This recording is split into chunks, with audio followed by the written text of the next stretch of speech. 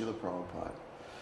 Namo Om Vishnu Padaya Krishna Prishtaya Bhutale Srimati Bhaktivedanta Swami Tinamane Namaste Saraswati Devi Gauravani Pacharni Nirvishesha Shunyavadi Paschatya Deshatardani.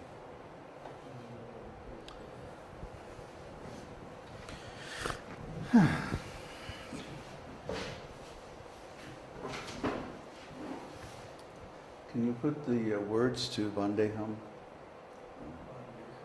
First? Yeah.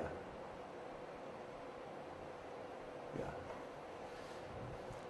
This prayer is a very beautiful homage to our spiritual masters.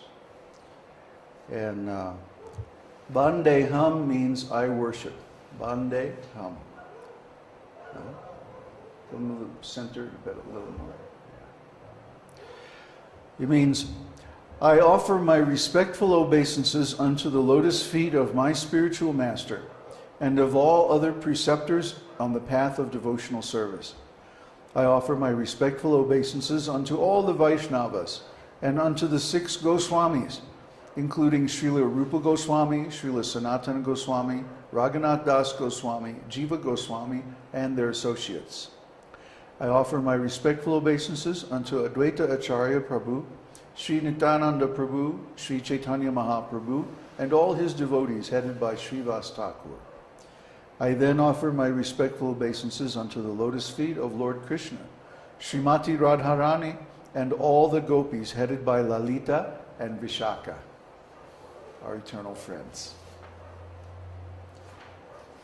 So, I welcome you all. It's a good turnout this morning, and I'm glad to see that people are picking up on this electronic satsang. It's the wave of the future, and I think in our group especially it's going to become very popular and very beneficial for everyone. So today I wanted to speak a little bit on the Viṣṇusahasranāma, the 1,000 names of Lord Vishnu.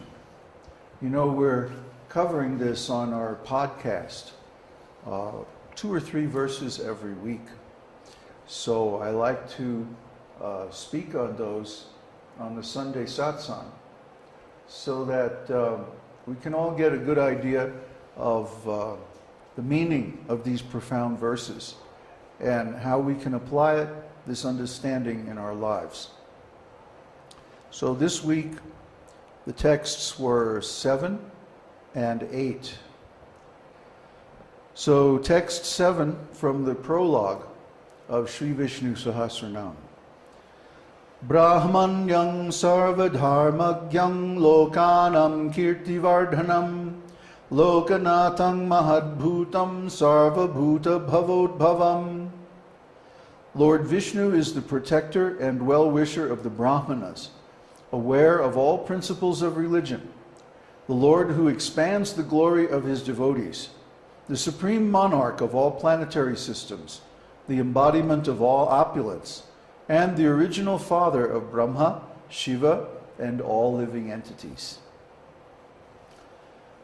So, why does Bhishma start his Viṣṇusahasranāma with a prologue? Why doesn't he just go right into it and start reciting the 1,000 names? And the answer is, he knew, because he was aware of past, present, and future. Trikalagnya means he's able to see into the future. That's why he recited the 1,000 names in the first place. He knew that in Kali Yuga, the only means of attaining God consciousness would be through chanting the holy name of the Lord, or Nam Sankirtan. This process is very easy. Anybody can do it. Even a child can do it. Even a dog can do it. I've seen, there was one dog at New Vrindavan. His name was Hare Rama.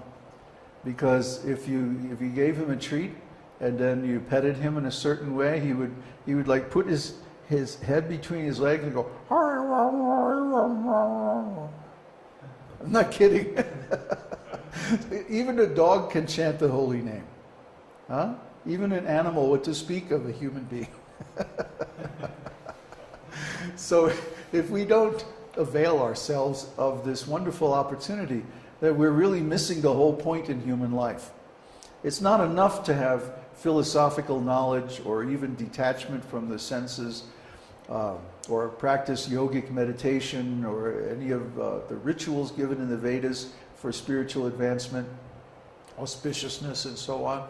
I mean, those things are nice if you can do it. Most people can't.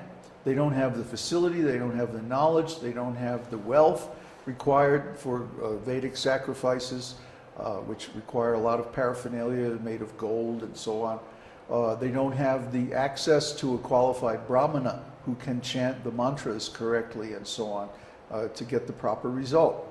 So many of these processes that were perfectly useful in earlier times, when the earth was more pure, when people were more pious, and when there was more knowledge available, aren't valid now. They don't work now. Only the chanting of the holy name is able to actually deliver the result of religious practices, which is God consciousness, especially love of Godhead. Love of Godhead is the most valuable jewel that can be acquired by any religious process. And all the religions of the world glorify love of God. But how many of them give the process by which love of God is attained? That's only in the esoteric teaching. So we have this wonderful process, and we also have the knowledge of how to apply it, which is very simple. Kirtaniya sada harihi means chant the holy name of the Lord constantly. That's all there is to it. There's no other instructions. You chant any other holy name of the millions of holy names of God. You chant any one that you like. We like Krishna because Krishna is the original personality of Godhead, and he includes all the other incarnations within himself. So if you chant Krishna's name, you automatically worship all the different personalities of Godhead simultaneously, and you get all the benefits at the same time. It's very easy, simply by chanting the Maha Mantra. So then why does Bhishma give a different mantra? Why does he give the 1,000 names of Vishnu? Well, the answer is we're often not ready for pure spiritual life. The Hare Krishna Maha Mantra especially is very pure. It doesn't give any material benefits, only spiritual benefits. And this is very wonderful. But what if we have material problems? What if we have issues that we have to handle in the material world? What if, for example, we have a family and we need some income? We need some facility for our wife and children. Or what if we have other responsibilities that we have to fulfill? Or what if we're in trouble? What if we're sick? What if something is going on in our lives that we can't solve by ourselves? But we don't want to take shelter of some material process, some material remedy for our problems, because that will just entangle us more and more in material life. So what do? Well, that's where Viṣṇusahasranāma comes in. Viṣṇusahasranāma is especially designed for people who are practicing karma mishra bhakti, that is devotional service mixed with fruitive material activities. And if you have especially some material problem to solve, Viṣṇusahasranāma is very valuable. When I got malaria in India and had a heart attack in a remote village, what saved me? And not the doctors, there weren't any doctors. Viṣṇusahasranāma. And then so many other difficulties in life that have been minimized by chanting this Viṣṇusahasranāma over a period of about 20 years or so. So I think I'm in a good position to endorse this chanting or recommend this chanting as being very materially beneficial for those who are on the spiritual path. Therefore, Bhishma gives a little prologue, a little introduction to position the chanting of the holy name to show the actual benefits or the actual merits of this chanting process to those who may not be familiar with it or who may not have access to a spiritual master who can tell them about it. So he begins by saying that Lord Vishnu is the protector and well-wisher of the Brahmanas. The Brahmanas are those who know Brahman, or spirit. The fundamental qualification of a Brahmana is that he knows the difference between matter and spirit, and he serves the purposes of spirit by instructing people in spiritual life. This is the main duty of a Brahmana, besides becoming self-realized himself. So Brahmanas are very rare. Less than 1% of the population is even fit to be a Brahmana, either by intelligence or by karma. Then, of course, training is also required. You can't just be a Brahmana, because you feel like it. You have to have specific Vedic knowledge and experience in applying the principles of the Vedas in the current situation in society, in life. Because to teach others, you have